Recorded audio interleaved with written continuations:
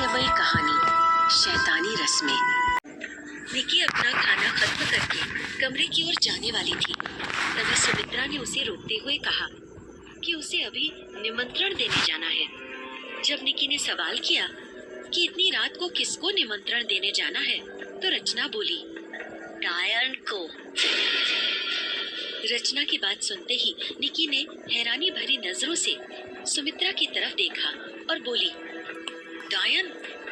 डायन को कौन अपने घर बुलाता है? सुमित्रा तुरंत ही अपनी उंगली से मुंह बंद करती हुई बोली, श्श, डायन सुन लेगी, बहुत खतरनाक होती है वो। हमारे यहाँ डायन बुलाने का ही रस्म है, इसलिए उसे बुलाया जाता है। निकी हैरान होकर बोली, इसका मतलब डायन को घर में बुलाकर उसकी सेवा की जाएगी? मैं कुछ समझी नहीं। सुमित्रा बोली, बहुरानी, घबराने की कोई बात नहीं है। हमने डायन को बुलाया है, लेकिन वो आज तक कभी आई नहीं है। वो इस बार भी नहीं आएगी। हमें सिर्फ अपनी रस्म अदा करनी है और हम वही करेंगे, ठीक है? निकी अनमने ढंग से बोली, ठीक है, अगर आप यही चाहती हैं तो यही होगा। बाकी लोग भी खाना खा चुके थे। सभी अपने अपने कमरे की तरफ चले गए, जबकि निकी और सुमित्रा वहां से चलकर आंगन में आ गए। उसी समय वहां बूढ़ी माई आई। उनके हाथ में एक चांदी का कलश था। उस कलश में चिता की कुछ बची कुची राख रखी हुई थी। सुमित्रा उसके हाथ में कलश देती हुई बोली, तुम्हें ये कलश लेकर उसी जगह जाना होगा जहाँ डायन का वास है। तुम्हारे साथ और 6 औरतें जाएंगी। तभी निकी ने देखा कि बूढ़ी माई के पीछे काली साड़ी पहने 5 और औरतें खड़ी थी। निकी ने पूछा, डायन की ये जगह है कहाँ? सुमित्रा बोली, वो जगह यहाँ से बहुत दूर है। तुम लोगों को वहाँ जाने के लिए गाड़ी का इंतजाम कर दिया है। वो एक रेगिस्तानी इलाका है। रेगिस्तानी इलाके का नाम सुनते ही निकी को डर लगने लगा, वो भी रात को। लेकिन उसने रस्म निभाने के लिए हाँ कर दी थी। उसे वहाँ तो जाना ही था। निकी हाथ में कलश लेकर हवेली से बाहर निकली। उसके साथ में बूढ़ी माई और बाकी सभी औरतें थीं। हवेली के बाहर ही एक खुली जीप खड़ी थी। सभी औरतें उसमें बैठ गईं। ड्राइवर की सीट पर भवानी सिंह बैठा था। सुमित्रा हिदायत देती हुई बोली, भवानी सिंह, गाड़ी अच्छे से चलाना, बहुरानी को कुछ नहीं होना चाहिए। भवानी सिंह उन्हें आश्वस्त करता हुआ बोला, बहुरानी को कुछ नहीं होगा महारानी, हम उनका ध्यान रखेंगे। गाड़ी स्टार्ट हुई और हवेली से निकल पड़ी। अंधेरे रास्ते पर जीप की रोशनी के अलावा आसपास कुछ भी दिखाई नहीं पड़ रहा था। चांद भी अब धीरे धीरे आसमान में चढ़ना शुरू हुआ था। कुछ दूर बढ़ जाने के बाद निकी बोली, माई, कितनी दूर है वो जगह?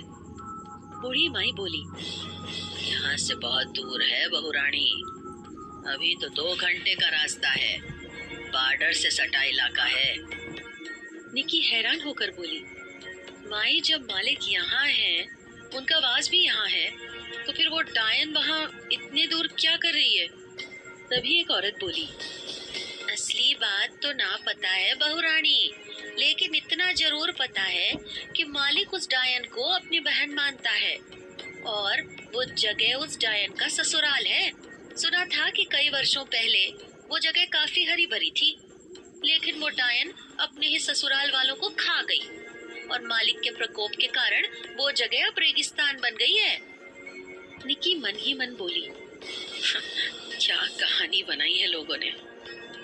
तभी बूढ़ी माई बोली, कहानी ना से बहुरानी, हकीकत से, जब वहाँ पहुँचोगी तो देख लेना। निकी चुप हो गई। गाड़ी अपनी रफ्तार में तेजी से भागी जा रही थी। निकी को बैठे बैठे नींद आने लगी थी। उसने अपने सिर को अच्छे से सीट पर टिकाया और अपनी आंख बंद कर ली। आंख बंद करते ही वो गहरी नींद में डूब गई। कुछ घंटों बाद अचानक उसके शरीर में जोर का झटका लगा और उसकी नींद खुल गई। उसने देखा कि सामने का पूरा रास्ता ऊबड़ खाबड़ है। उसने भवानी सिंह की तरफ देखते हुए कहा, हम कहाँ तक पहुँचे भवानी सिंह?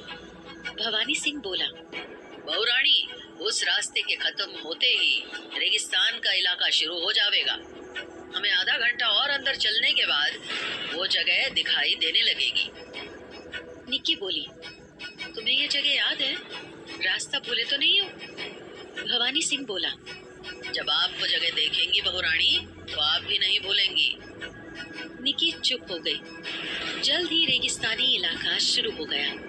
गाड़ी की रफ्तार रेत में थोड़ी धीमी हो गई थी। शुरुआत में रेत की ऊंचाई ज्यादा नहीं थी, लेकिन जैसे जैसे गाड़ी रेगिस्तान के अंदर जाती जा रही थी, रेत की ऊंचाई भी बढ़ती जा रही थी। अब रेत के बड़े बड़े टीले नजर आने लगे थे। गाड़ी को उस टीले के ऊपर चढ़कर दूसरी तरफ जाना पड़ रहा था। चारों तरफ वीरानी छाई हुई थी। चांद भी अब आसमान में चढ़ चुका था और रेगिस्तान साफ नजर आने लगा था। अचानक निक्की को वहां पड़े कुछ कंकाल दिखाई दिए। निक्की को लगा ये इक्का दुक्का ही होंगे, लेकिन जैसे जैसे गाड़ी आगे बढ़ने लगी, कंकाल के एक के बाद एक ढेर दिखाई देने शुरू हो गए। निक्की अचंभित होती हुई बोली, ये क्या है? इतने सारे कंकाल? भवानी सिंह बोला, ये तो अभी शुरुआत है बहुरानी, आगे इससे भी भयंकर चीजें देखने को मिलेंगी। निक्की बोली, ये जानवरों के कंकाल हैं या इंसानों के भी? तभी बूढ़ी माई बोली, दोनों के। अब चुप बैठो। निक्की चुप हो गई, लेकिन उसे डराने के लिए वही दृश्य काफी नहीं था। अचानक उसे एक दृश्य दिखाई पड़ा जिसे देख उसकी रूह कांप गई। वहां एक छोटा सा तालाब था, लेकिन उसके पानी का रंग बिल्कुल खून की तरह था। शायद वो खून ही था। वहीं उस तालाब के किनारे एक मानव लाश पड़ी हुई थी। गाड़ी उसी तालाब के बगल से गुजर रही थी, इसलिए निक्की को पहचानते देर नहीं लगी। वो चिल्ला पड़ी, अरे ये तो उस तांत्रिक की लाश है। माई ने तुरंत ही पीछे से मुंह बंद करते हुए कहा, चुप, एकदम चुप। यहाँ से डायन का इलाका शुरू हो चुका है। यहाँ बिना उसकी अनुमति के कोई मुंह नहीं खोलता। अब चुप रहो। निक्की बस अब उस डर को महसूस कर सकती थी। उसे इतना तो समझ आ रहा था कि भैरवगढ़ में जो भी रहस्यमयी ढंग से मरता था, उसकी लाश इतनी दूर लाकर फेंकी जाती थी। उसे देख उसका रोम रोम डर के मारे कांप रहा था। कुछ देर आगे जाने के बाद गाड़ी एक ठूंठ हो चुके पेड़ के पास जाकर रुक गई। चारों तरफ ऊंचे ऊंचे रेत के टीले पड़े थे और वो बीच का स्थान नीचे की तरफ था। वही जमीन पर घुटनों तक जगह जगह कंकाल ही कंकाल थे। संभल कर चलने पर भी पैर हड्डियों पर पड़ रहे थे। सभी औरतें उस ठूंठ पेड़ के चारों तरफ इकट्ठा हो गईं। उन्होंने बगल में पड़ी कुछ हड्डियों को उठाया और फिर उस पेड़ में जगह जगह बने छिद्र में डालकर एक तश्तरी का आकार बना दिया। एक औरत निक्की से बोली, बहुरानी, अब वो कलश इस पर रख दो। निक्की ने वैसा ही किया। चांदी के कलश को हड्डियों की बनी तश्तरी पर रख दिया। अब बूढ़ी माई ने चाकू निकाला और बोली, बहुरानी, अपना हाथ आगे करो। निक्की उनके हाथ में चाकू देखकर बोली, अब क्या करने वाली है माई? फिर से मेरा खून लेने का इरादा है क्या? बूढ़ी माई बोली, डायन को आवाहन देने के लिए अपना खून तो देना पड़ेगा ना बहुरानी। निक्की गुस्से में बड़बड़ाती हुई बोली, इतना ब्लड बैंक में दिया होता तो 4 जान बच गई होती। उसने अपना हाथ आगे बढ़ा दिया और दर्द का असर कम करने के लिए अपनी आंखें बंद कर ली। बूढ़ी माई ने निक्की का हाथ खींचकर उस कलश के ऊपर किया और फिर उसकी एक उंगली पर बस हल्का सा चीरा लगाया। उसकी उंगली से एक बूंद खून उस राख के ऊपर टपकाने के बाद बूढ़ी माई बोली, अब सभी औरतें एक साथ इस पेड़ के 7 चक्कर लगावेंगी। सभी औरतों ने मिलकर 7 चक्कर लगाए। 7वां चक्कर लगाते ही उस रेगिस्तान में एक बवंडर सा उठने लगा। तभी बूढ़ी माई बोली, हमारा यहाँ से जाने का समय हो चुका है। इतना कह वो सभी औरतें एक साथ जीप में बैठ गईं। भवानी सिंह ने तेजी से गाड़ी वापस भगाई।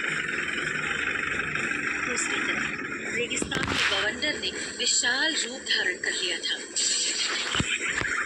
अचानक उस बवंडर ने उस पेड़ के पास जमीन पर धक्का मारा और अगले ही पल वहां की रेत इतने जोर से ऊपर उछली कि उसके छींटे दूर दूर जाकर गिरे। उसी रेत के बीच में से निकली एक काली और बड़ी चोटी वाली एक औरत। उसकी सिर्फ आंखें चमकती हुई दिखाई पड़ रही थी। उसने पेड़ के ऊपर रखे कलश को हाथ में उठाया और फिर उसके अंदर अपना मुंह डालकर सूंघते हुए बोली, बहुत वर्ष बीत गए ऐसी स्वादिष्ट राख और खून का आनंद लेते हुए।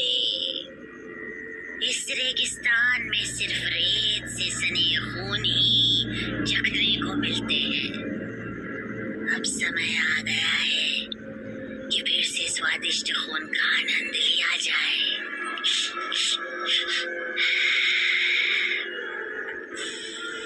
कहते हुए उसने अपना मुंह खोला और एक ही बार में सारी राख और वो एक बूंद खून खा लिया।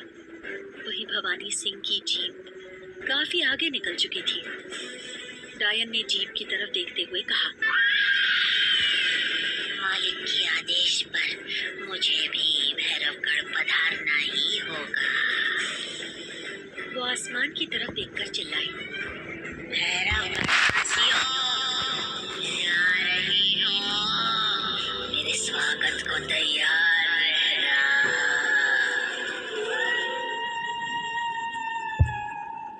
इतना कह वो तुरंत ही अदृश्य हो गई। निक्की को हवेली पहुंचते पहुंचते सुबह हो गई। उन लोगों ने जैसे ही हवेली के अंदर कदम रखना चाहा, सामने दरवाजे पर वही कलश उनका स्वागत कर रहा था। निक्की हैरान होकर बोली,